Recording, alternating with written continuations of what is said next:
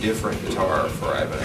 I was so interested in the Xiphos because, you know, up to now, Ibanez did some nice models, but they weren't like really Marshall metal guitars. Being a metal player myself and liking guitars of that style, well, you know, Ibanez could have something like that.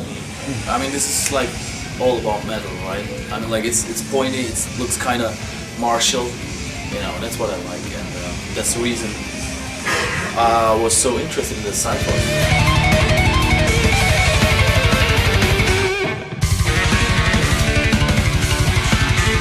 People I had in mind were death metal guitar players, thrash metal, things like that, where the music is very quick and notes have to be articulate. Mahogany was picked to accentuate, you know, to accentuate the lower notes and kind of deaden a little bit of the high, so it's not super bright, but it's clear sounding. The attempt was to try and make sure that you could hear all of the notes, even with a lot of gain.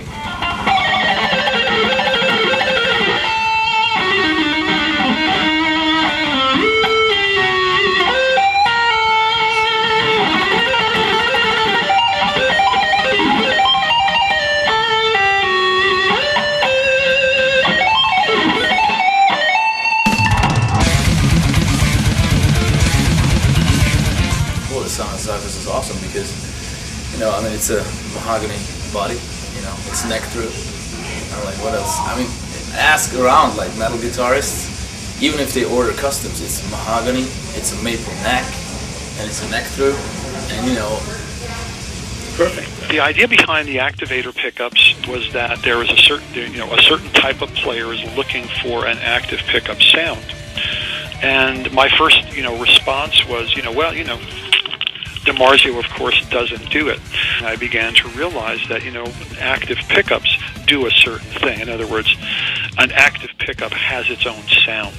I talked to Steve Blucher in New York, and the idea behind working on a strictly passive pickup was that Steve felt that he could probably achieve all the goals that we wanted to achieve without using an active circuit. Well, double lock and tremolo was another one of the things that got two reasons to it. One reason is for the playability. That way, with a double lock and tremolo, the bridge will actually sit lower to the body, and that way it keeps your hands even while you're playing the instrument. The other thing is just most of the metal bands that I've listened to and I'm friends with, they all stand by the locking tremolo, and I feel that way myself.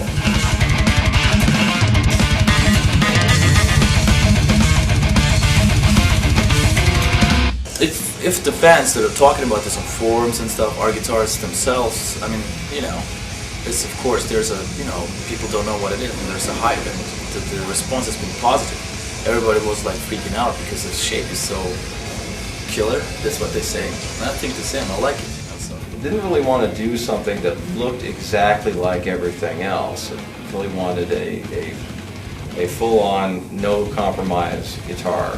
And I was using Ibanez's in the studio because I felt like they're the best best guitars for soloing and everything. I like the necks, I like the bridges, I like the sounds, I like the pickups they come with. So every recording I made so far has been done with Ibanez guitars for the solos. Every solo I recorded in my career has been done on Ibanez's, but I never used the Ibanez's on stage.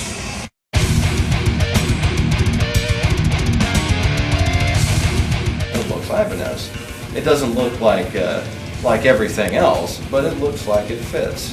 The Xiphos gonna come out now is like perfect for me because I have the Ibanez playability, everything I like about Ibanez, and then I have the looks, so I can use the guitars in the studio and live. So I'm pretty happy about the fact the Xiphos comes out actually. And let's see what happens down the line.